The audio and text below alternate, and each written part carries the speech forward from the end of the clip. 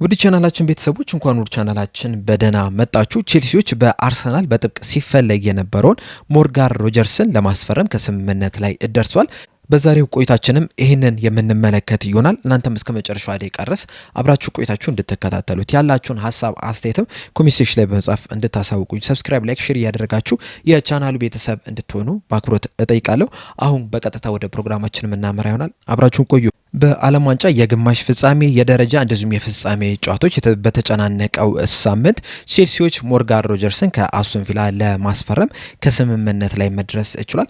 በዚህ የክረምቱ የዝውውር መስኮት አርሰናሎች ይህንን ተጫዋች ወደ ኤሚሬትስ ለመውሰድ ከፍተኛ ጥረት ሲያደርጉ ነበረ። ከጥቂት ሳምንታት በፊትም በወጡት መረጃዎች መሰረት አርሰናሎች ይህንን ተጫዋች የማስፈረም እድላቸው ከፍተኛ እንደሆነ እምነት እንደነበራቸው ሲዘገብ ነበረ።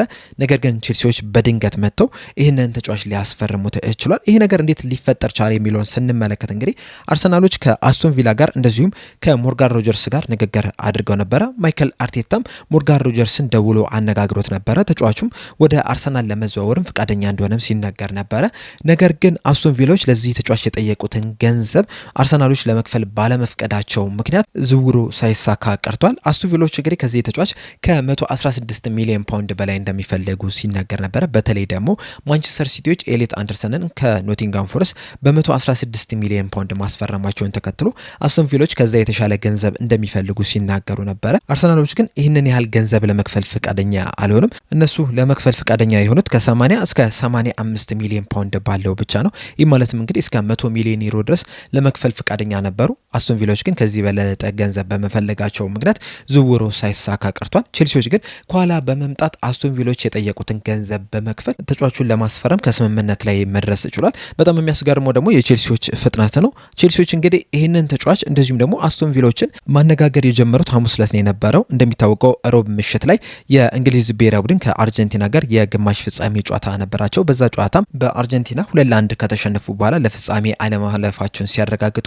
ቼልሲዎችም ከቡድኑ ጋርና ከተጫዋቹ ጋር ንግግር ማድረግ ጀምሯል። ከዛም አርብ ዕለትም ደግሞ የቼልሲ አዲሱ አሰልጣኝ የሆኑ ጃቪ አሎንሶም ደውሎ ሞርጋን ሮጀርስን አነጋግሮታል። ሞርጋን ሮጀርስም ከዚህ የስልክ ንግግር በኋላም በጣም ደስተኛ እንደሆነ በአሎንሶ ላይም ከፍተኛ እምነት እንደነበረውም ሲነገር ነበረ።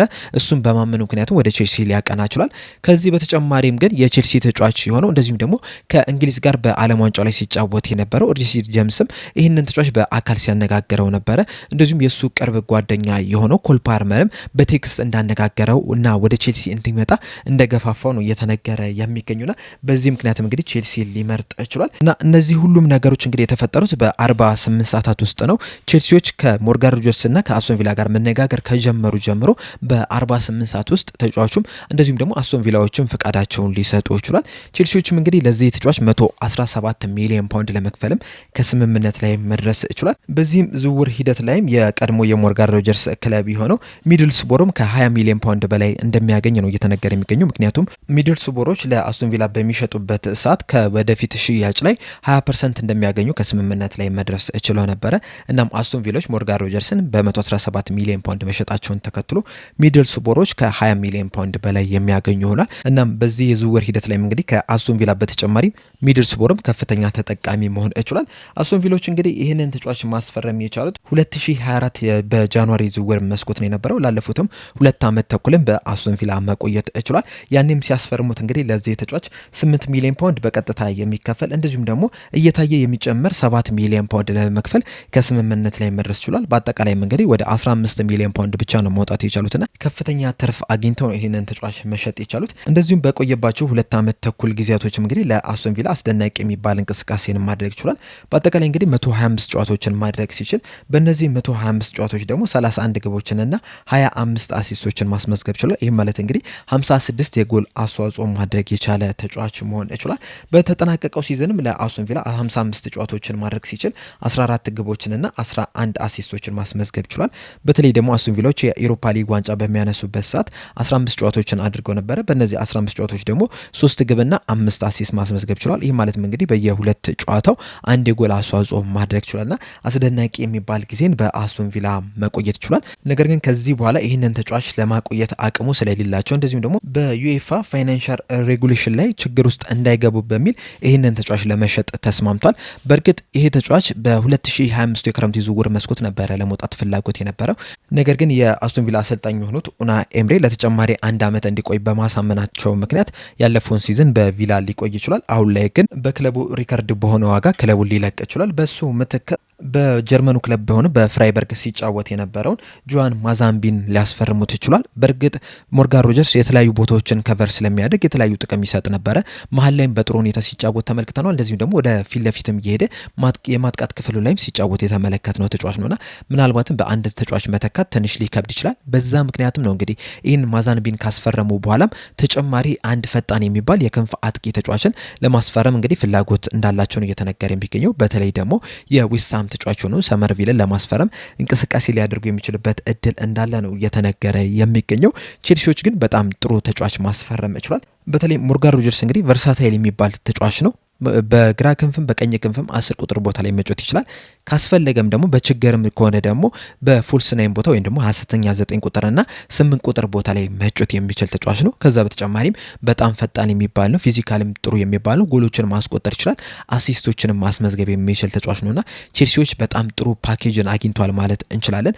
የቼልሲንም የማጥቃት ክፍልንም በደንብ ያጠናክራል ተብሎ ይጠበቃል። ቼልሲዎችም እንግዲህ ይህንን ተጫዋች በአጠቃላይ ለ7 ዓመት ነው ያስፈረሙት። በእርግጥ 6 ዓመቱ በቀጥታ የሚቆይበት ነው።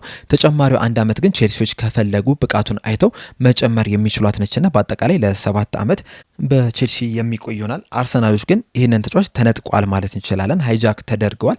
ምክንያቱም በዚህ የክረምት የዝውውር መስኮት በዋነኝነት ለማስፈረም ከፍተኛ ፍላጎት የነበራቸው በቅርበትም ሲመለከቱት የነበረው ይህንን ተጫዋች ነው፣ ሞርጋን ሮጀርስ ነው። በተለይ ደግሞ የአርሰናልን ስኳድ ከተመለከትን በጣም መጠናከር ያለበት ዋነኛው ቦታ የግራ ክንፍ የአጥቂ ስፍራ ቦታ ነው። ሞርጋን ሮጀርስ ደግሞ እዛ ቦታ ላይ በጣም በጥሩ ሁኔታ መጫወት የሚችል ተጫዋች ነው። እንደዚሁም ደግሞ ትሮሳርድንም ወደ ቤሽክታሽም መሸኘታቸው አይዘነጋም። ማርቲኔሊም ከክለቡ ሊለቅ ይችላል የሚሉ ዘገቦችንም እየተመለከትን ነው የምንገኘውና ያንን ቦታ ለማጠናከር እንግዲህ ቀዳሚ ምርጫቸው አድርገውት ነበረ። አሁን ላይ ግን በቼልሲ ሊቀሙ ይችላል። በእርግጥ አርሰናሎች በዚህ የክረምት ዝውውር መስኮት ክሪስቶስ ዞሊስ የተባለውን ግሪካዊ ተጫዋችን ከክለብ ብሩክ በ34 ሚሊዮን ፓውንድ ማስፈረም ይችላል። ምናልባት ይህ ተጫዋች ለአርሰናል በጣም ወሳኝ ተጫዋች ሊሆን ይችላል። ምርጥ ብቃቱንም በአርሰናል ሊያስመለክት ይችላል። ወዲያው ልክ እንደመጣም ብዙ ጎሎችን ሊያስቆጥር የሚችልበትም እድል አለ። ነገር ግን በዚህ ሰዓት ላይ ይህንን ተጫዋች ያስፈረሙት የአርሰናል ቀዳሚ ተመራጭ እንዲሆን አይደለም፣ የስኳድ ዴብዙን እንዲጨምርላቸው ወይም ቡድናቸውን እንዲያጠናክርላቸው ብለው ነው ይህንን ተጫዋች ያስፈረሙት። ቀዳሚ ምርጫቸው የነበረው ሞርጋን ሮጀርስ ነው። ነገር ግን አስቶን ቪሎች የጠየቁትን ገንዘብ ለመክፈል ባለመፍቀዳቸው ምክንያት ተጫዋቹ ወደ ቼልሲ ሊያመራ ይችላል። ከዚህ በኋላም እንግዲህ ሌሎች ተጫዋቾችን ለማስፈረም ጥረት ያደርጋሉ ተብሎ ይጠበቃል።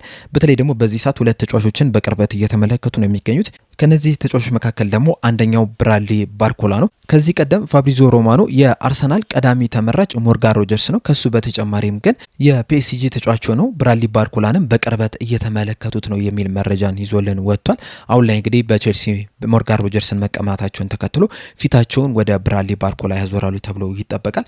ነገር ግን ደግሞ ሊቨርፑሎችም የዚህ ተጫዋች አድናቂ ናቸው። በቅርበትም እየተመለከቱት ነው የሚገኙት። በተለይ ደግሞ መሐመድ ሳላ መልቀቁን ተከትሎ የሱን ቦታ ለመተካት ከያዟቸው ተመራጭ ተጫዋቾች መካከል አንደኛው ብራድሊ ባርኮላ ነው። ያላቸውንም አቅም ተጠቅሞ ይህንን ተጫዋች ለማስፈረም እንቅስቃሴ ያደርጋሉ ተብሎ ይጠበቃል። እናም ቀላል የሚባል ፉክክር ከሊቨርፑል ይጠብቃቸዋል። እንደዚሁም ደግሞ ፒኤስጂዎችም ለዚህ ተጫዋች ከ116 ሚሊዮን ፓውንድ በታች አንቀበልም የሚሉ መረጃዎችን እየተመለከትን ነው የምንገኘውና ለሞርጋን ሮጀርስ ከ85 ሚሊዮን ፓውንድ በላይ ለመክፈል ሳይፈቅዱ አሁን ላይ ለብራድሊ ባርኮላ ከ116 ሚሊዮን ፓውንድ በላይ ከፍለው ለማዘዋወር እንቅስቃሴ ያደርጋሉ ተብሎ አይጠበቅም እና በእነዚህ ምክንያቶች ምናልባትም ብራድሊ ባርኮላ ላያስፈርሙ የሚችሉበት እድል አለ። ከዛ በተጨማሪም ግን ሁሊያን አልቫሬዝንም እየተመለከቱ ነው የሚገኙት። ነገር ግን ደግሞ አትሌቲኮ ማድሪዶች ሁሊያን አልቫሬዝን የመሸጥ ምንም አይነት ፍላጎት የላቸውም። የሚሸጡት ከሆነ እንኳን ራሱ በጣም ከፍተኛ ገንዘብ እንደሚፈልጉ ነው እየተነገረ የሚገኘው። ምናልባትም ከ150 ሚሊዮን ዩሮ በላይም ሊጠይቁ የሚችሉበት እድል እንዳለ ነው እየተነገረ የሚገኘው። እንደዚሁም ደግሞ ተጫዋቹም ከአርሰናል ይልቅ ወደ ባርሴሎና ለመቀላቀል ፍላጎት እንዳለ ነው እየተነገረ የሚገኘው። በተለይ እሱ ራሱ በዓለም ዋንጫው ወቅት ላይ በሰጠው አሳይት ወደ ባርሴሎና መሄድ እፈልጋለሁ የሚልን ነገር ተናግሯል። በአትሌቲኮ ማድሪድም መቆየት እንደማይፈልግም ሲናገር ነበርና በእነዚህ 2 ምክንያቶች ምናልባትም ይሄ ተጫዋችም ወደ አርሰናል ላያቀና የሚችልበት እድል አለ።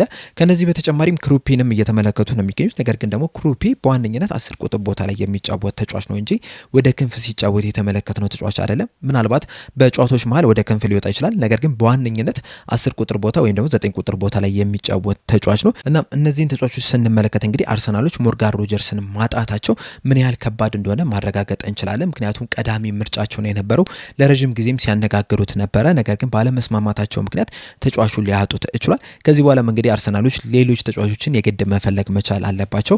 በዚህ ሰዓት ቀደም ካነሳናቸው ተጫዋቾች ውጪ ስማቸው ከየትኛውም ተጫዋች ጋር እየተያያዘ አይደለም የሚገኘው። ነገር ግን የዝውውር መስኮቱ ከመዘጋቱ በፊት ግን አንድ የግራ ክንፍ አጥቂ ተጫዋች ያስፈርማሉ ተብሎ ይጠበቃል። ማንን ያስፈርማሉ የሚለውን ግን አብረን የምንመለከት ይሆናል።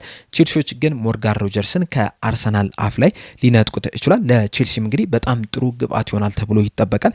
በተለይ ደግሞ ጃቪ አሎንሶ በባየር ሊቨርኩሰን እያለ የ3-4-3 ፎርሜሽን ነበር ሲጠቀም የነበር። በዛም ደግሞ በቡንደስሊጋው የዋንጫ ባለቤት እንዲሆን አድርጎታል። ያንን የባየር ሌቨርኩሰን ቡድን ከተመለከታችሁ ደግሞ የፊት ለፊት መስመር ላይ ያሉት ሶስት ተጫዋቾች ሁለቱ የ10 ቁጥር ተጫዋቾች ናቸው። ሁለቱ ድሪፍት እያደረጉ ሲገቡ፣ ዊንግ ባኮቹ ደግሞ በጣም ወደፊት በመሄድ በአምስት ተጫዋቾች ሲያጠቁ በተደጋጋሚ መመልከት ችለናል። በቼልሲ ቤትም ይህንን ነገር ሊደግም የሚችልበት ከፍተኛ እድል አለ። 3-4-3 ተጠቅሞ በማጥቃት ክፍል ላይ ጆ ፔድሮን ከፊት ለፊት አድርጎ ከሱ ጀርባ ደግሞ ምናልባትም ሞርጋን ሮጀርስንና ኮል ፓልመርን ሊጠቀም የሚችልበት ከፍተኛ እድል አለ። ካልሆነም ደግሞ ጆ ፔድሮን አንዳንድ ጊዜ 10 ቁጥር ቦታ ላይ እያደረገ 9 ቁጥር ቦታ ላይ ዴላፕን ሊጠቀም የሚችልበት ከፍተኛ እድል አለ። እናም ጃቪ አሎንሶ ይጠቀሟል ተብሎ ለሚገመተው የጨዋታ ስታይል ለ3-4-3 ማለት ነው ሞርጋን ሮጀርስ ትክክለኛው ተጫዋች ሊሆን ይችላል። በተለይ ከኮል ፓልመር ጋር ተጣምሮ አስደናቂ የሚባል ቡድን ሊገነቡ የሚችሉበት እድል አለ። እናም ለቼልሲም እንደዚሁም ለተጫዋቹም ወደ ቼልሲ ማቅናቱ በጣም ከፍተኛ ጥቅም ይሰጧል ተብሎ ይጠበቃል። ቼልሲዎችም በጣም ጥሩ የሆነ የተጫዋች ዝውውር አድርጓል ማለት እንችላለን። ነገር ግን አንድ ጥያቄ ማንሳት ያለብን ነገር ቢኖር ምንድነው ቼልሲዎች እንግዲህ የክረምቱ የዝውውር መስኮት በመጣ ቁጥር በጣም ከፍተኛ ወጪን እያወጡ ነው የሚገኙት። ነገር ግን እስካሁን ድረስ እንግዲህ የፒኤስአር ችግር አልገጠማቸውም። ለምን ያ ሆነ የሚለውን ግን በዲቴል መመልከት ይኖርብናል። በጣም አስገራሚ ነው። ምክንያቱም ሌሎችን ክለቦች ከተመለከታችሁ የፋይናንሻል ፌር ፕሌይ ህጉ ራሱ ማነቆ ነው የሆነባቸዋል። ለምሳሌ ኒውካስል ዩናይትድን ብትመለከቱ ብዙ ገንዘብ ማውጣት አልቻለም። እንደዚሁም ደግሞ አስቶን ቪላንን ብትመለከቱ ባለፈው ሲዝን የኤሮፓ ሊግ ዋንጫ አሸንፏል። ከዛ በፊትም ደግሞ በሻምፒዮንስ ሊግም ሲሳተፍ ተመልክተናል። እንደዛም ቢሆንም ግን የዩኤፋ ፋይናንሻል ሬጉሌሽኑን በጣም እየከበደ ነው የሚገኘው። በዛ ምክንያትም ወሳኝ የሚባሉ ተጫዋቾችን እያጣ ነው የሚገኘው። ቼልሲዎች ግን እስካሁን ድረስም እንግዲህ ምንም አይነት ችግር አላጋጠማቸውም። በየአመቱ ከፍተኛ ወጪ አውጥቶ ተጫዋቾችን እያስፈረመ ነው የሚገኘው። በእርግጥ በዛው ልክ ተጫዋቾችን ሲሸጥ ተመልክተናል። እንደዛም ቢሆንም ግን በየአመቱ የሚያስፈርማቸው ተጫዋቾች ከሚሸጣቸው ተጫዋቾች የበለጡ ናቸው። በዚህ የክረምቱ ዝውውር መስኮት እንግዲህ ሞርጋን ሮጀርስ 117 ሚሊዮን ፓውንድ ማውጣት ይችላል። እንደዚሁም ደግሞ ማርኮ ፓላስተራንም ከአትላንታ በ47 ሚሊዮን ፓውንድ ነው ያስፈረሙት። በአጠቃላይ በእነዚህ ሁለት ተጫዋቾች ብቻ ወደ 150-60 ሚሊዮን ፓውንድ አካባቢ ማውጣት ይችላል። እንደዛም ቢሆንም ግን እስካሁን ድረስ የፒኤስአር ምንም አይነት ችግር አላጋጠማቸውም። ለምን ሆነ የሚለው እንግዲህ በሌላ ፕሮግራም ልንመለከተው የሚገባ ይመስለኛል። በአጠቃላይ ግን ቼልሲዎች በአርሰናል በጥብቅ ሲፈለግ የነበረውን ሞርጋን ሮጀርስን በ117 ሚሊዮን ፓውንድ ሊያስፈርሙት ይችላል። በዚህ ዙሪያ ያላችሁ ሀሳብ አስተያየት ምንድን ነው? ቼልሲዎችስ ሞርጋን ሮጀርስን ማስፈረማቸው ክለቡን በደንብ ያጠናክራል ብላችሁ ታስባላችሁ? እሱስ በቼልሲ ቤት ይሳካለታል ብላችሁ ትገምታላችሁ? አርሰናሎችስ ከዚህ በኋላ ማንን ሊያስፈርሙ ይችላሉ ብላችሁ ታስባላችሁ? መልሳችሁን ግምታችሁ እንዳለ ኮሜንት ሴክሽን ላይ በመጻፍ አሳውቁኝ። እኔ ግን እዚህ ላይ አበቃው። እስከ መጨረሻ ላይ ቀረብ ስለተከታተላችሁን ከልብ አመሰግናለሁ። በቀጣይ በሌላ እስከምንገናኝ ድረስ ሰብስክራይብ፣ ላይክ፣ ሼር ማድረግ እንዳትረሱ። ቸር ያቆየን።